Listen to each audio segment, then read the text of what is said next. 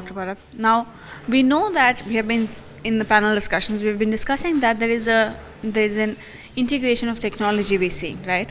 Now, in the sets of education, let's say K-12, higher education, and then upwards, we're seeing different kind of implications of technology, right?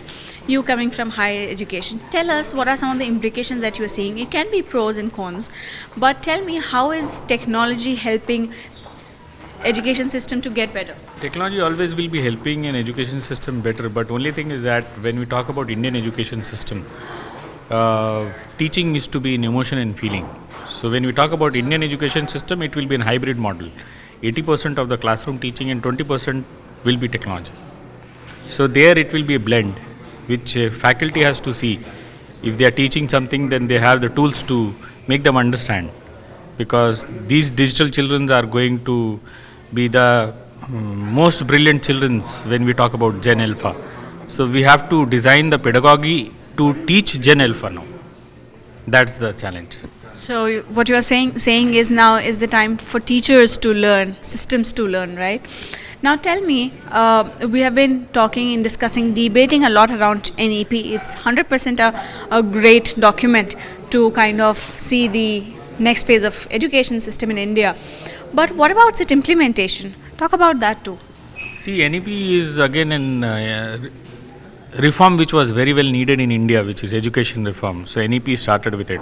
It's an initial phase, and there is a lot of synchronization gap within various governments and various states. So it has to be synchronized properly. NEP had definitely given new dimension to teaching pedagogy and programs like vocational skills, rural outreach program, where we are also teaching with applications, which is required. But there is a lot of scarcity of resources. Faculty does not know what to teach and how to take things further. So we have to do a lot of train the trainers program, and we have to make resources available for the students. And we have to understand that now a cross-discipline student will be coming to a maths class who had never read maths. So how to teach maths to a humanities student, and how to teach law to a biological student. From this, I can understand the canvas is really vast and dynamic. Now, you mentioned about scarcity of resources. Where do you see the government's role coming in? We understand that they've put forth a great document that was needed, as you said. Now, if we can highly emphasize, because what I've been listening to the industry leaders, they're really pointing out the need for capital, for resources. Do you see a role of government in this? Yeah, government is taking up steps. After NEP, they have taken up many steps. Ministry of Education is a new formation. You will see many more changes into the UGC, AICT, and synchronization in academic system, entire academic system of country, which will change the entire scenario and the canvas of education in India. Though we are teaching very well, but it should be application based, and government is providing all the supports.